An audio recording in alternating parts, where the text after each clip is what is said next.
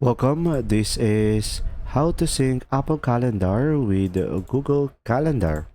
So, first thing is just simply go ahead and go to your Google Calendar in iCloud.com and make sure you are signed in into your account.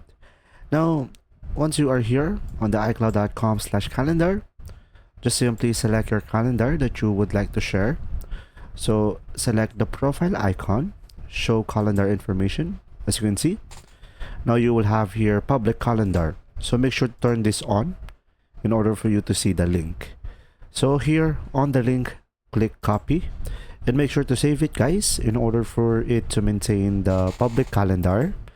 Now, once you have copied the link, you can just simply go to the Google Calendar. And now here you should have other calendar on the left side. Add other calendar.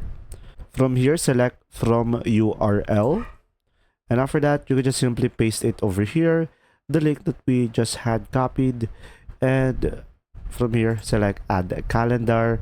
And as you can see, since I already have that calendar, I won't be able to add it.